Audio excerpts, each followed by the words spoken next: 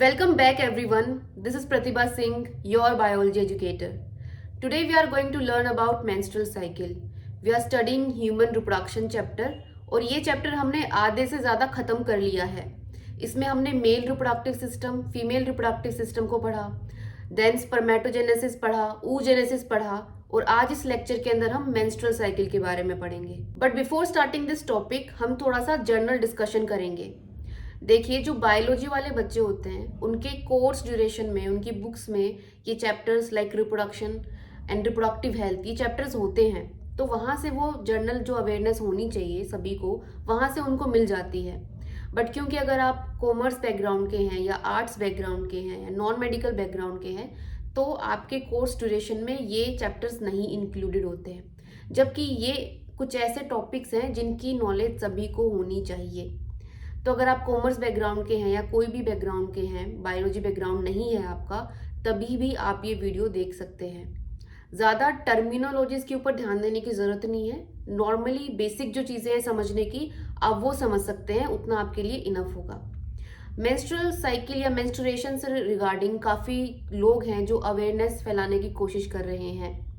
जैसे कि हरनाज सांधू जो कि मिस यूनिवर्स रह चुकी हैं, अभी हाल ही में उन्होंने menstrual equity and menstrual hygiene के बारे में काफ़ी हद तक अवेयरनेस लोगों तक पहुंचाने की कोशिश करी.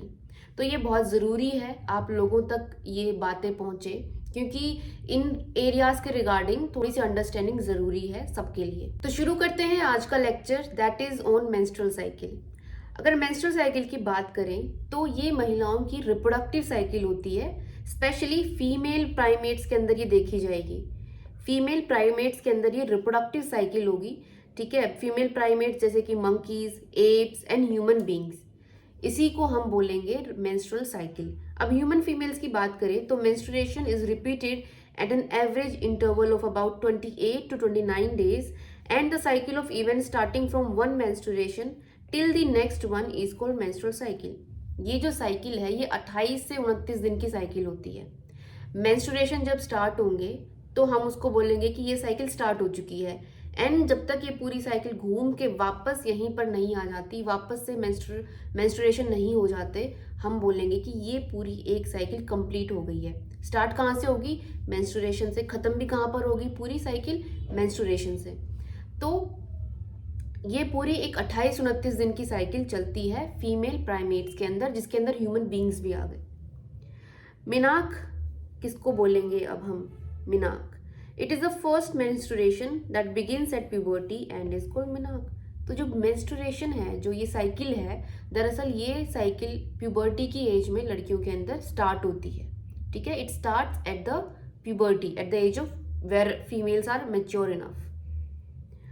One ovum is released during, that is ovulation, during the middle of each menstrual cycle.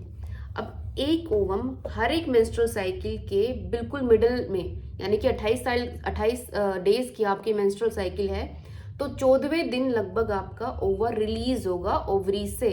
उसको ही हम बोलेंगे ओव्यूलेशन. राइट. अभी ये जो नेक्स्ट डायग्राम है, this is very very important. This is very very important. इसी डायग्राम से आपको काफ़ी चीज़ें समझ में आने वाली हैं कि पूरा जो ये मेंस्ट्रुअल साइकिल है कैसे फंक्शन कर रहा है, कौन से हार्मोन्स है जो इसको कंट्रोल कर रहे हैं. ठीक है, तो ये हम देखते हैं. एंडोमेट्रियम को देख के हम पूरी मेंस्ट्रुअल साइकिल का अंदाज़ा ले सकते हैं. एंडोमेट्रियम हमें पता है कि जो सबसे इनरमोस्ट लेयर है यूट्रस की, दैट इज एंडोमेट्रियम. मेंस्ट्रुएशन जो सबसे पहला फेज है, दैट इज मेंस्ट्रुअल फेज. यहाँ पर क्या होगा कि ये जो एंडोमेट्रियम की वॉल है ये ब्रेक डाउन हो जाएगी. ठीक है, फिर आएगा प्रोलिफरेटिव फेज. मेंस्ट्रुअल फेज के बाद आएगा, मेंस्ट्रुअल फेज 3 to 5 डेज का होता है. उसके बाद आएगा प्रोलिफरेटिव फेज, जहाँ पे वापस से ये जो लेयर है एंडोमेट्रियम की ये ग्रो करना स्टार्ट करेगी, थिक होना स्टार्ट हो जाएगी. उसके बाद आएगा सीक्रेटरी फेज. अब सीक्रेटरी फेज के अंदर एंडोमेट्रियम सबसे ज़्यादा थिक हो जाएगी. ठीक है, बहुत ग्रोथ हो चुकी होगी एंडोमेट्रियम की. उसके बाद वापस से न्यू साइकिल आएगी. अब ठीक है, सीक्रेटरी फेज में जो एंडोमेट्रियम की थिकनेस है, अगर फर्टिलाइजेशन होता है एंड लड़की अगर वुमेन प्रेग्नेंट होती है तो ये वाली लेयर मेंटेन रहेगी, एंडोमेट्रियम की लेयर मेंटेन रहेगी. बट अगर फर्टिलाइजेशन नहीं हुआ है तो it will again break down और एक नई साइकिल फिर से शुरू हो जाएगी. अब यहाँ पर हॉर्मोन्स का बहुत रोल है। यहाँ पर आप देख पा रहे हैं this is hypothalamus, and hypothalamus से जुड़ा होता है pituitary, anterior and posterior pituitary. तो हाइपोथैलेमस रिलीज करेगा जीएनआरएच, ठीक है। GnRH will further stimulate anterior pituitary which will release follicular stimulating hormone. अब फोलिकुलर स्टिमुलेटिंग हार्मोन का क्या रोल है? फोलिकल्स को डेवलप करवाना, फोलिकल्स की ग्रोथ में इस हार्मोन का रोल होता है। ओवरी की साइकिल और एंडोमेट्रियम की साइकिल, इसको हम साथ समझ सकते हैं, क्योंकि ओवरी जो हार्मोन्स रिलीज करेगी वो टाइम टू टाइम एंडोमेट्रियम को थिक करेंगे और ब्रेक करवाएंगे, ठीक है। तो जो ओवरी की जो साइकिल चल रही है वहां पर फोलिकल्स डेवलप हो रहे हैं, साइज में ग्रो कर रहे हैं, और ये इसके लिए रिस्पॉन्सिबल है follicular stimulating hormone. Follicular stimulating hormone anterior pituitary से रिलीज हो रहा है, and this is stimulating the development of follicles in the ovary. ये डेवलपिंग फोलिकल्स फर्दर क्या करेंगे? एस्ट्रोजन हार्मोन को रिलीज करेंगे, सिक्रीट करेंगे, ठीक है। तो यहाँ पर फोलिकल्स को स्टिमुलेट करना इसलिए ज़रूरी है क्योंकि यही फोलिकल्स एस्ट्रोजन बनाएंगे। एस्ट्रोजन का लेवल इंक्रीज होगा जैसे जैसे फोलिकल्स डेवलप करेंगे, यही एस्ट्रोजन जाएगा। एस्ट्रोजन का लेवल इंक्रीज होने के बाद ये प्रोलिफरेट करवाएगा। एस्ट्रोजन का रोल है एंडोमेट्रियम की थिकनेस को ग्रो करवाने में, जो लेयर है एंडोमेट्रियम की उसको ग्रो करवाने में। ये बात बिल्कुल याद रखना, दिस इज इम्पोर्टेंट, कि जो एंडोमेट्रियम की लेयर है उसको कौन ग्रो करवा रहा है, कौन उसकी थिकनिंग करवा रहा है? That is oestrogen which is released by follicles in the ovary, ठीक है। और ये फोलिकल्स कैसे स्टिमुलेट हुए, इनका डेवलपमेंट कैसे हुआ?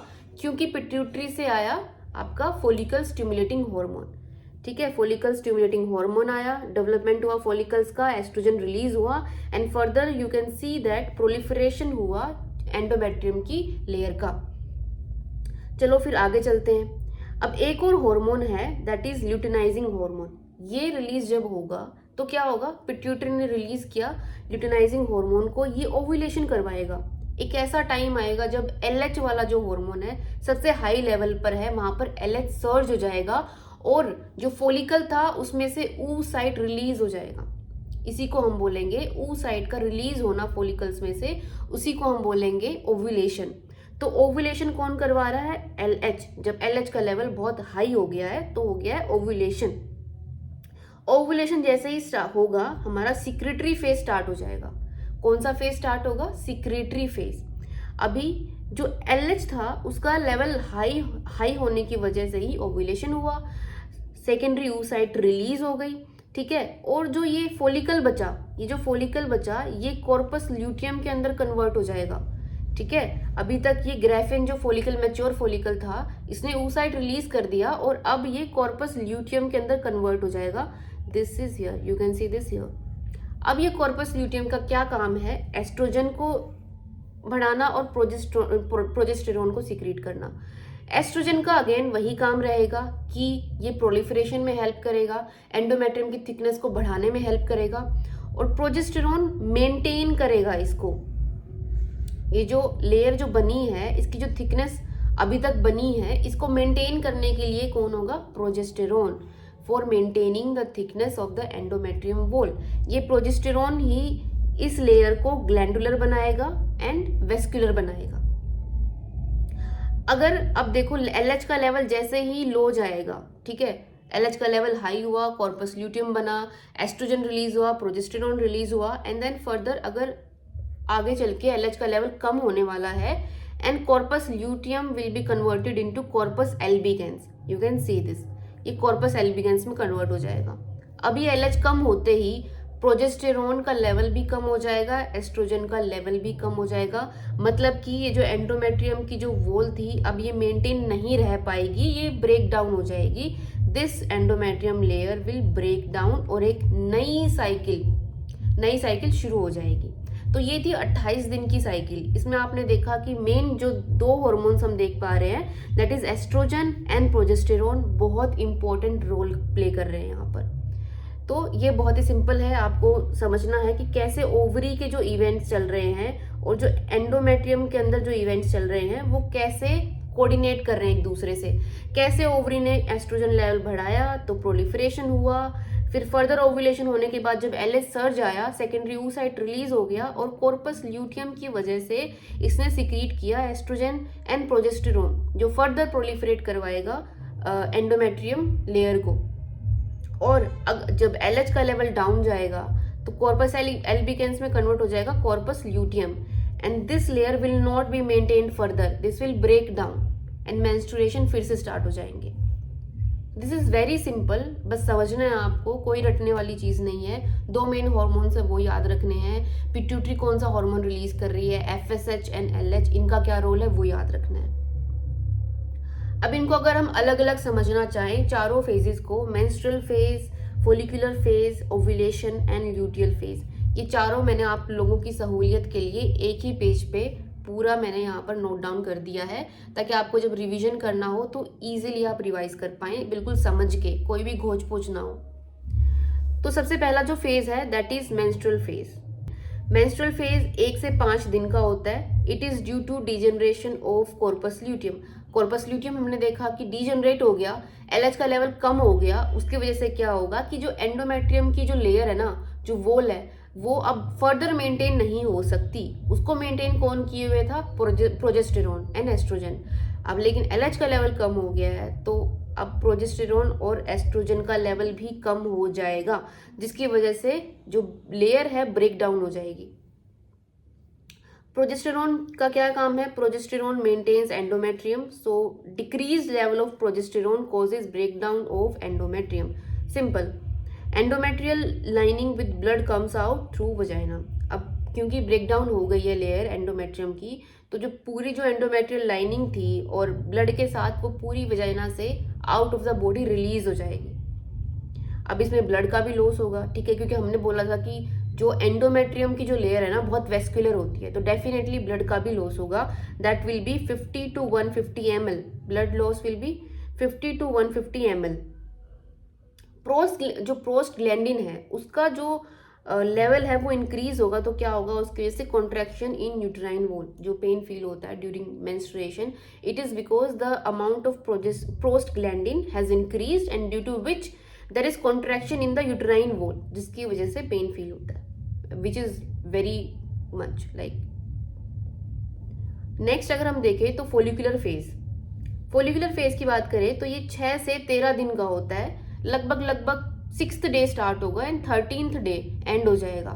टोटल दिन देखें तो हम लगभग 7 से 8 दिन का होता है, ठीक है। 6th डे स्टार्ट होगा, 5th डे मेंस्ट्रुएशन स्टॉप हो रहे हैं, तो 6th डे स्टार्ट हो जाएगा, 6th to 13th डे तक ही चलेगा। टोटल में 7 से 8 दिन हो गए। अब यहाँ पर क्या होगा, डेवलपमेंट ऑफ फोलिकल्स, जिसकी वजह से एफएसएच रिलीज होगा, सॉरी एफएसएच की वजह से डेवलपमेंट ऑफ फोलिकल्स होगा, राइट, क्योंकि फोलिकल स्टिमुलेटिंग हार्मोन अवेलेबल है, वो क्या करवाएगा, फोलिकल्स का डेवलपमेंट करवाएगा, जिसकी वजह से अभी क्या होता है कि जो फोलिकल्स रहते हैं ना बहुत सारे रहते हैं, लेकिन एक जो फोलिकल है वो डोमिनेंट रहता है। इसी डोमिनेंट फोलिकल की हमें जरूरत है, तो क्या होगा, ये डोमिनेंट फोलिकल सीक्रेट करेगा एस्ट्रोजन और इनहिबिन। ये इनहिबिन क्या करवाएगा, इनहिबिन वापस से इनहिबिट कर देगा अनडेवलप्ड फोलिकल्स को।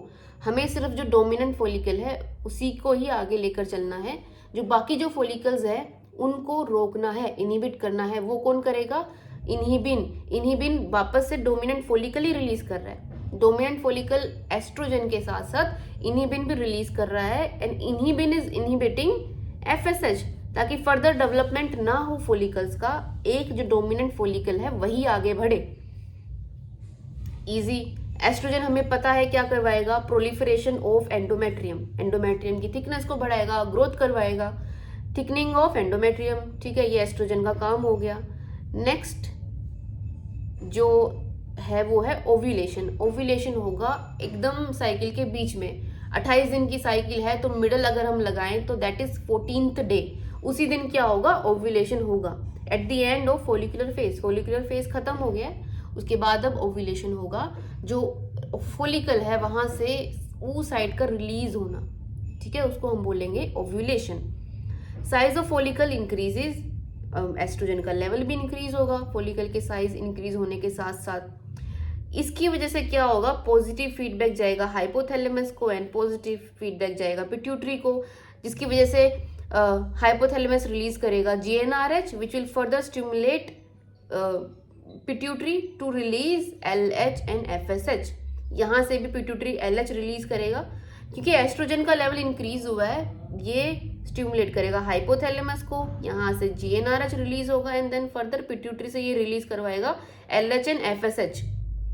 डायरेक्ट हम देखें तो ये पॉजिटिव फीडबैक दे रहा है किसको, पिट्यूटरी को, विच विल रिलीज LH। तो यहाँ पर देख रहे हो LH का अमाउंट ओव्यूलेशन के टाइम पे LH का अमाउंट बहुत ज्यादा हो जाता है और इसी को हम बोलते हैं LH सर्ज। ठीक है, LH सर्ज के टाइम पे ही ओव्यूलेशन होता है। FSH भी पीक पे होता है यहाँ पर। ठीक है, जो मेनली जो ओव्यूलेशन होता है that is because of the high level of LH which we are calling as LH surge, जिसकी वजह से हो रहा है ओव्यूलेशन। तो ये था ओव्यूलेटरी फेज, ओव्यूलेशन वाला फेज। नेक्स्ट हम देखें तो ल्यूटियल फेज। ल्यूटियल फेज को हम सिक्रीटरी फेज भी बोल सकते हैं। ये 15 से 15th डे से शुरू होके 28th डे तक चलेगा। 28th is the last day of this cycle. ठीक है, लास्ट 14 डेज, लास्ट जो 14 दिन हम जिसको बोल रहे हैं वो है ल्यूटियल फेज के या फिर सिक्रीटरी फेज के। यहाँ पर फॉर्मेशन ऑफ कॉर्पस ल्यूटियम होगा क्योंकि LH का अमाउंट इंक्रीज हो चुका है, लेवल इंक्रीज हो चुका है। तो LH का जो अमाउंट इंक्रीज हुआ है उसकी वजह से प्रोजेस्टेरोन का लेवल इंक्रीज करवाएगा ये, और एस्ट्रोजन का लेवल इंक्रीज करवाएगा। अब प्रोजेस्टेरोन का काम हमें बहुत अच्छे से पता है, मेंटेन करना एंडोमेट्रियम को। ठीक है, दूसरा एंडोमेट्रियम को highly vascular and secretory banana.